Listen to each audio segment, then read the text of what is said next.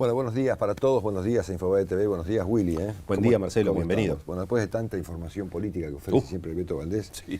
yo vengo simplemente a brindarles tres humildes reflexiones. La primera sobre la situación del vicepresidente Boudou, voy de menor a mayor, digamos. Okay.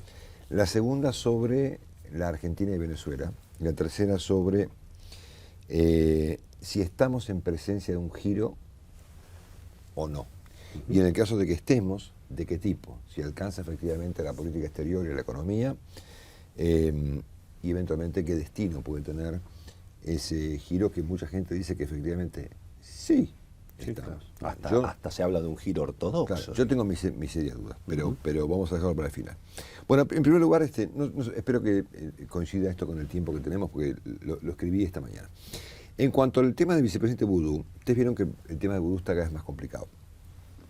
Está complicado porque esencialmente la justicia ha tomado como válido lo que los medios venían publicando, es decir, hace varios años que lo que la justicia hoy da aparentemente por válido y tiene aparentemente como prueba es lo que Omar Lavieri, acá en Infobae.com o Hugo Económico de la Nación venían publicando hace varios años. Nico Viñaski también. Exacto, Nicolás Viñaski en Clarín, efectivamente. Así que, en rigor de verdad, desde el punto de vista de lo que sabemos de Boudou, no hay ninguna novedad, ¿no? O sea, a ver, que Boudou hablaba con los de Olfan, que sus amigos eran los que estaban adentro, eso sabe todo el mundo. Sabe todo el mundo. A ver, lo publicó Jorge Asís en el año 2008, claro. ¿No es cierto? Estamos en 2014. Muy bien. La novedad, en rigor de verdad, no es lo que sabemos de Boudou, sino el hecho de que Boudou ya no puede echar jueces. Esto es lo novedoso del caso. Porque, insisto, el resto, lo que hemos leído en las últimas horas, habrá alguna que otro detalle, ¿no es cierto? Además es el proceso, el ritmo procesal normal de la causa. Lo novedoso del caso es que cuando esta historia empezó, de un plumazo, un sábado por la tarde, desde el Senado, el vicepresidente, ya entonces vicepresidente Boudou, liquidó con una conferencia de prensa, si cabe la expresión conferencia de prensa, al fiscal del caso, a Carlos Rívolo, al juez Rafecas y al procurador general de los fiscales, al terremoto, Ricky, terremoto político. Sin que nadie se mosqueara, ¿no es cierto? O sea, el vicepresidente se cargó, como se dice hoy en día, en una tarde, tres personajes semejantes, especialmente el caso del fiscal Rívolo, ¿no es cierto? Un fiscal serio, como Campagnoli, ¿no es cierto? Y eventualmente el caso de Rigui, ¿no? Un camporista de verdad, ¿no es cierto? Un tipo recontra prestigioso, líquida, muy bien. Entonces lo novedoso del asunto de Boudou ya no es lo que sabemos, sino lo que él no ha podido hacer, porque intentó ayer liquidar a un juez de una Cámara sin éxito. Entonces, a mí me parece que aquí más la Presidente se enfrenta a un dilema clásico de la política, que no le pasa solamente a ella, le pasa muchas veces a los políticos, le ha pasado a Dilma Rousseff, obviamente para no ir demasiado lejos, ni hace demasiado tiempo, que es la opción entre males, que es un clásico, ¿viste? Es un dilema, es el dilema probablemente más clásico que enfrentan los presidentes y los grandes dirigentes políticos, que es saber elegir entre el mal menor. ¿Por qué digo esto? Porque dentro de poco tiempo va a ocurrir otro escándalo con Boudou, como pasó hace un tiempo ya, que es que la justicia va a dictar su indagatoria o no. En el caso de que la dicte, estaremos en presencia de un fenomenal escándalo, ¿no es cierto? Es decir, un vicepresidente que va a ser indagado por la justicia y eventualmente procesado en algún tiempo breve. Y el otro escándalo posible que hay con el tema de Boudou es que no sea llamado indagatoria. Es más, yo no sé cuál escándalo puede ser peor, ¿no? Porque que Boudou va a ser indagado por la justicia, ya casi lo damos por hecho, ¿no? ¿Cuándo? Un escándalo, digamos, pongámoslo así, completamente previsible. Ahora, lo dramático del caso sería que no lo convoquen en indagatoria. Entonces, en cualquiera de las dos instancias, el asunto de Boudou va a un escalón, a una instancia superior del problema, que es un presidente indagado por corrupción o una justicia que esquiva el balurdo, ¿no es cierto? Yo no sé qué es peor. Entonces, acá es donde Cristina se enfrenta, creo yo, a este problema de saber elegir entre males. Porque estamos claros que desde el punto de vista, por lo menos de la política, aunque la opinión pública piense otra cosa, los presidentes ahí se enfrentan al problema de que, a ver, Cristina no sabe que el tema de vudú es verdad, sí lo sabe, pero tiene que enfrentarse al hecho de admitirlo y de liquidarlo, ¿no es cierto?, en el sentido figurado de la palabra, de hacerlo echar o de pedirle la renuncia. Lo cual es visto por el peronismo y por los observadores como un costo político importante que el presidente deberá asumir si efectivamente decide empujarlo a vudú ante la perspectiva de la indagatoria. El otro problema que tiene el presidente es no hacerlo, ¿no?, y cargarse además con el problema de vudú, ¿no es cierto? Entonces yo lo que espero, o lo que se me ocurre suponer acá, es que ojalá el presidente tenga la sabiduría para elegir el mal menor, ¿no es cierto? Dilma Rousseff lo experimentó con éxito, ¿no? Claro, sí, bueno, el Pepe Mujica también, con el ministro de Economía exactamente, hace poco. Es decir, a ver, acá se dice, bueno, la verdad es que Cristina no lo puede sacar a vudú porque fue una elección de ella, que no consultó con nadie, ¿no? Eso se usa como argumento para explicar el hecho de que ella lo mantiene. Bueno, es cierto que los ministros de Dilma también fueron nombrados por Dilma, y el ministro de Economía del Uruguay, que cometió probablemente alguna pavada en comparación con lo de vudú, también fue una elección del presidente Mujica y actuaron en consecuencia. Lo sacaron, ¿no es cierto? Y a mí me parece que, siendo como viene la mano, tal vez eventualmente el mal menor sea justamente pedirle amablemente que se retire de la vicepresidencia y que le dé las explicaciones a la justicia y después vemos, ¿no es cierto?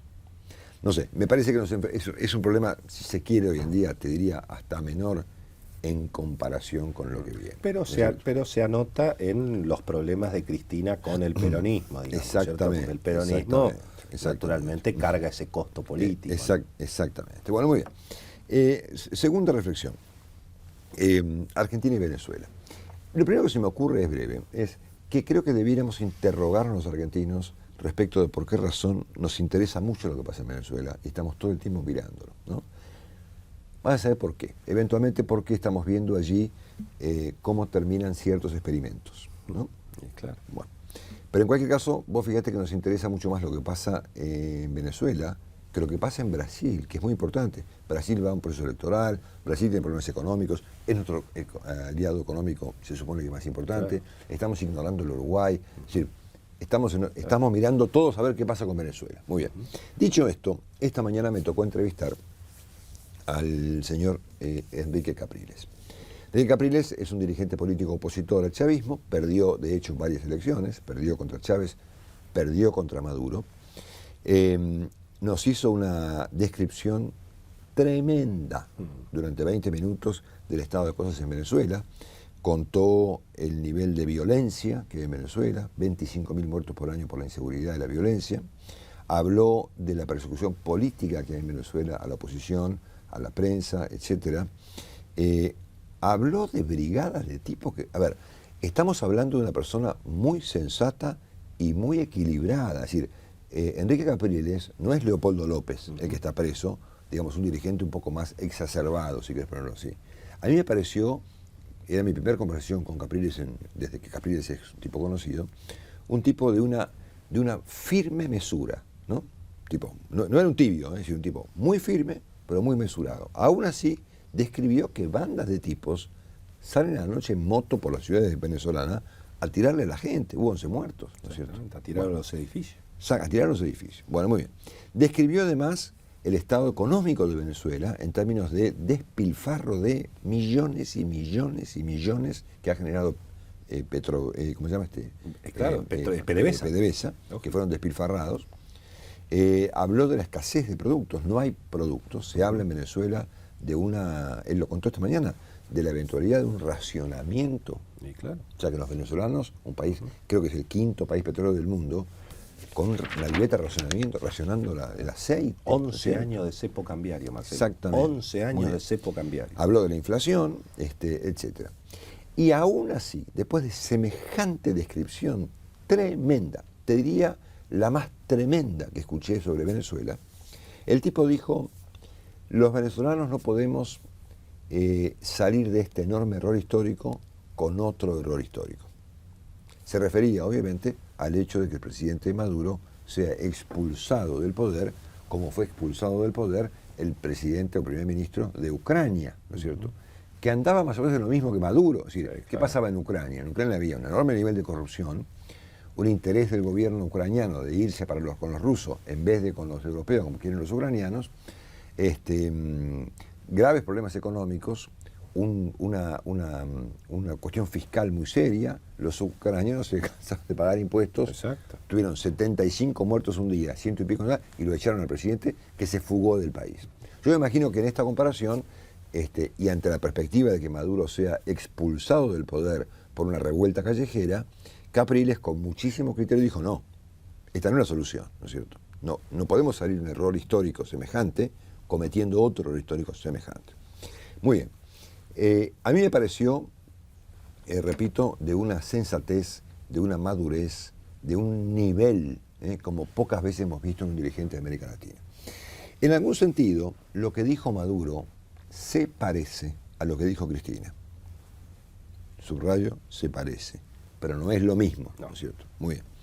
Hay una diferencia sustancial. ¿Por qué? Porque Enrique Capriles, además de convocar al Papa, dijo: acá tengo que ayude el Papa, ¿no es cierto?, a salir de esto, le pidió a Maduro un acto de responsabilidad, ¿no es cierto? Si, a ver, lo que pasa en Venezuela, que el gobierno no tiene nada que ver. O sea, a ver, ¿desde cuándo lo que le pasa a los países es el producto de lo que hace la oposición en los países? Sí, claro. Es un invento chino. Muy bien. Entonces, ¿qué fue lo que dijo la Presidenta de la República Argentina el viernes pasado?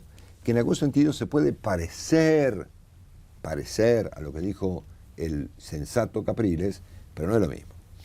Aquí yo me guardé el recorte de La Nación del sábado, que da cuenta del discurso del presidente el viernes pasado, que dijo: dijo, respetar la democracia es respetar la vida. Si ahora no les tocó ganar las elecciones, habrá oportunidad en un próximo turno electoral de presentarse nuevamente. Las elecciones son así, se ganan o se pierden, pero no se puede, dijo Cristina, por haber perdido una elección que ha sido declarada hace muy poco en la región, de la América, como una zona de paz mundial, poco menos que voltear a un gobierno. Muy bien.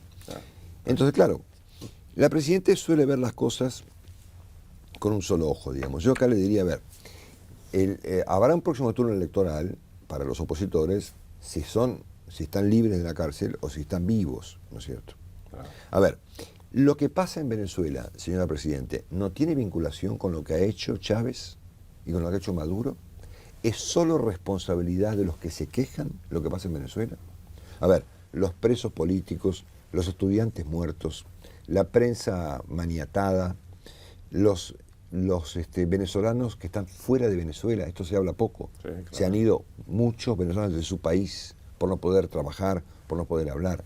La situación económica catastrófica de un país rico como Venezuela. O sea, a ver, hoy se toma un país rico como país que tiene recursos naturales. Bueno, pues Venezuela es el quinto país con petróleo del mundo, ¿no es cierto?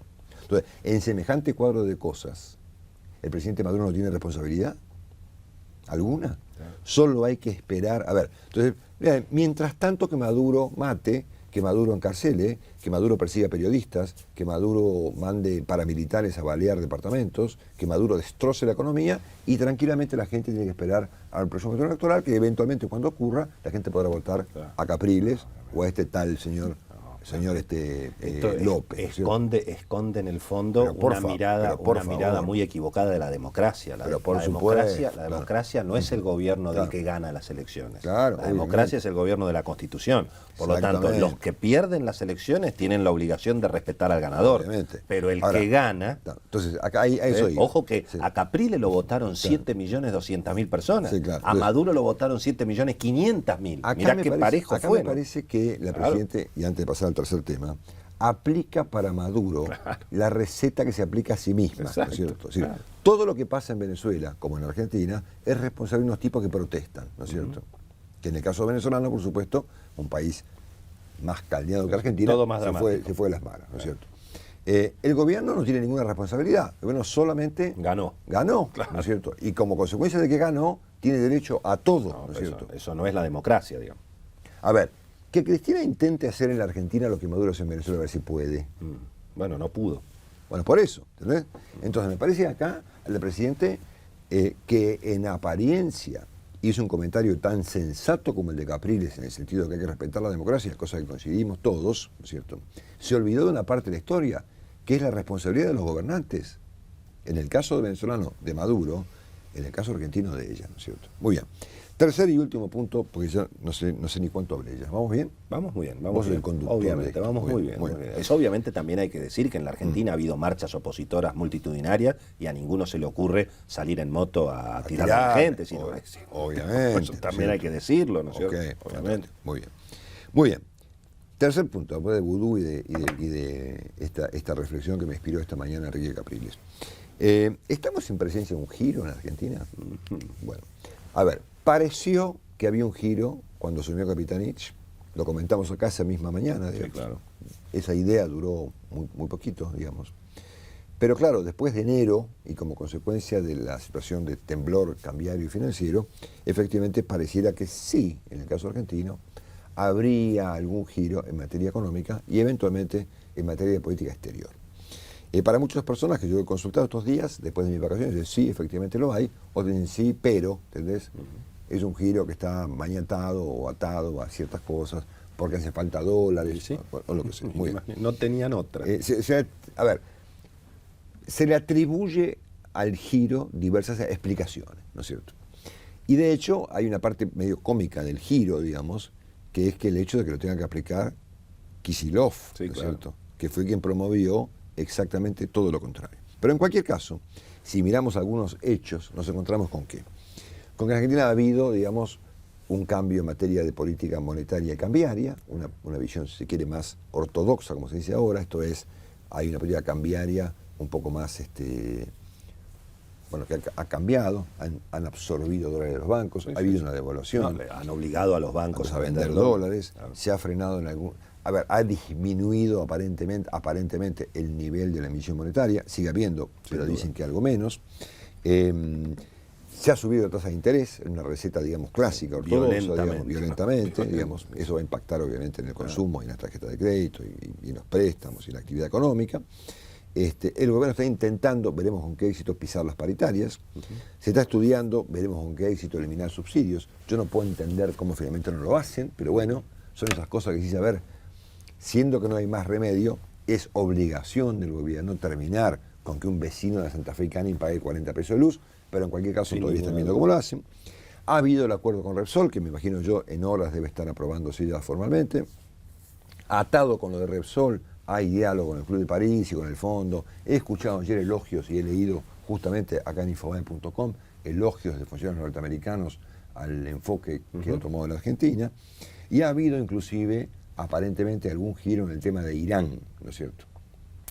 Un tema escabroso de la política exterior argentina, que tiene como protagonista del giro al mismo que hizo el giro anterior. Es decir, Timerman va a ser invitado a Israel, digamos, después de haber estado a escondidas en Siria, a instancias de un régimen sirio acusado de crímenes de lesa humanidad, armando un pacto espurio para que los autores del atentado se investiguen a sí mismos. Después de semejante delirio, ahora el mismo Timerman va a ir a Israel a visitar el país y recibirá en las próximas horas en Buenos Aires al vicecanciller del país. Y aparentemente hay una venta de aviones en el medio. En el medio de una venta de aviones de Israel hacia la Argentina.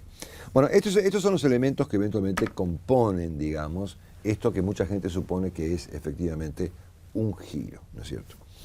Entonces yo acá me voy para atrás y me acuerdo cuando usaba la palabra service. ¿Te acordás? Sí, claro. Bueno, en 2007, cuando gana Cristina, todo el mundo decía, bueno, ahora viene el service, ¿no es cierto? Es decir, después de la experiencia, digamos, Duhalde-Lavagna y la salida de la crisis del 2001 y la experiencia Kirchner-Lavagna y posteriores medidas de economía, que salió bien, que la Argentina creció, que salimos del infierno, lo que se decía, hace falta hacerle un service a la economía. Esa idea duró, 2 meses, porque como consecuencia de la explosión del tema del campo y la caída de Martín Lustó, que es quien venía, ¿te acordás? Que venía a hacer el service, el asunto ese se olvidó. Terminó con la estatización de las AFJP. Exactamente. El service salió finalmente para cualquier otro lado. Una vez que la idea aquella del service se disipó, vino este otro concepto que introdujo en el debate el doctor Broda, cuando dijo, bueno, mirá, acá ya es más que service, ¿no es cierto? Lo que pasa acá es que hay un problema grave con el médico, ¿no es cierto? El paciente resiste porque está vigoroso, porque la soja, porque no sé cuánta cosa, porque crecimos, por lo que sea, pero el médico ya tiene que corregir sus medicinas porque están dañando al paciente. Bueno, pasaron las elecciones del año 2011 y finalmente aquella idea del service y la idea de que el médico debía corregir tanto las dosis como las terapias, digamos, terminaron en un desastre, ¿no es cierto? Claro, el cepo cambiario. En el cepo, digamos, y en un verdadero desastre de la economía argentina, sobre todo en comparación, porque hemos estado peor en otra época, sin duda, pero en comparación con lo que la Argentina debiera ser hoy en día, ¿no es cierto? Claro. Entonces, estamos en un desastre, si querés ponerlo así, objetivo en cuanto a las cosas que están pasando y subjetivo en términos de lo que hoy la Argentina debiera ser. Sí, la Argentina debiera ser así, y debieran llovernos dólares al 5% de tasa, ¿no es cierto? Me está peludeando contra los turistas y contra los autos, ¿no es cierto? Bueno, muy bien. Entonces, yo acá quise decir dos cosas. La primera es la siguiente. Independientemente de que efectivamente la Argentina esté pegando un giro, cosa que lo quiero ver y quiero ver cuál es su resultado y cuánto hay de consistencia, digamos, en el giro, porque les recuerdo, entre paréntesis, que el giro viene acompañado de amenazas, ¿no es cierto? Claro. Que los controles de precios, que vamos a meter en cana no sé quién, que vamos a decomisar la mercadería y no sé cuántas cosas. Entonces, lo primero que yo diría acá es, y es un tema que creo que no tenemos que evitar, es el nivel de irresponsabilidad con el que la Presidenta de la República manejó la economía argentina desde aquel concepto del service hasta el día de hoy. 2007, 2008, 2009, 2010, 2011, 2012 y 2013. Fueron 7 años de disparate, ¿no es cierto? Claro, sin duda. Y de fuga de capitales consecuente, digamos. Como consecuencia. Por supuesto. No como causa. Los argentinos tenemos por costumbre, y el gobierno en particular, mezclar las causas con las consecuencias, ¿no es cierto? Y distinguir una cosa de la otra es vital para cuando tenga que mirar la situación. Entonces, fueron 7 años, ahora se reconoce, y me parece muy bien, que se ha blanqueado la inflación, ¿no es cierto? Claro. Fueron 7 años. Pero la culpa no es del gobierno, la culpa es de los supermercados y de las empresas, que haya inflación. ¿No? Es casi ya una tontería. Ok. Entonces, yo creo, lo primero que quiero decir acá es, señores, si ahora se viene a reconocer, ¿no es cierto?, que había inflación, que no se podía estatizar Repsol y encima pedirle 10.000 millones de dólares, que no se podía darle a la maquinita a lo recontrapavo y quedarse con 25.000 palos de reservas sin consecuencias.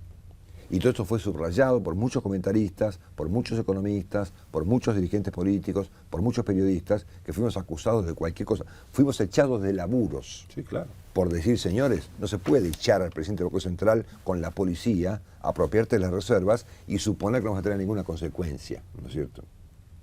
Entonces, efectivamente, estaremos o no estaremos dando un giro, pero me parece que como experiencia para la Argentina futura, hay que tener en cuenta que no se puede manejar la economía con 7 años de improvisación, de irresponsabilidad y de personajes que no han tenido siquiera la proporción para el caso. A ver, ahora, estamos todos, ayer me explicaba un expresidente del Banco Central, en privado, lo serio que es el nuevo presidente del Banco Central, ¿no es cierto? Claro, pero muy bien.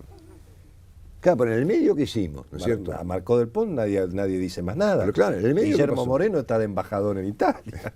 Claro. Kicillof, que es el padre de esta criatura, es ahora el que nos viene a salvar. Bueno, y por último, siendo que son las 12 y presumo yo que me tengo que ir, antes que me echen de acá también, quiero decirles que más allá de la responsabilidad del manejo del caso, si es que ahora se vienen a admitir los problemas, es que los problemas de fondo que generaron esta situación de hoy, esto es, Argentina tiene que hacer un ajuste, digamos, si querés ponerlo así, semi-ortodoxo, para parar un estallido cambiario e inflacionario a costa de enfriar la economía, mandándola a la recesión, digamos, las causas siguen estando intactas.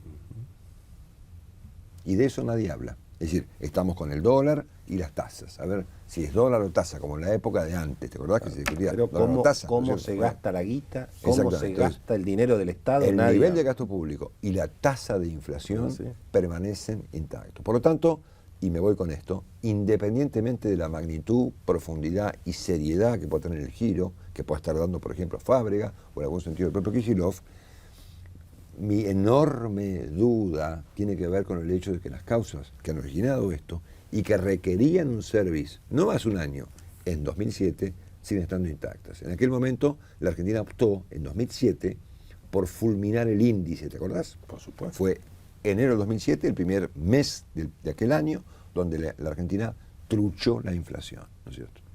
Acá están las consecuencias. Y esos problemas siguen estando intactos, que yo sepa, ¿no es cierto? La tasa de inflación prevista para el mes de febrero es igual que la de venezolana. Sí, claro. 5%. Analiza eso. Sí, ¿Okay? sí.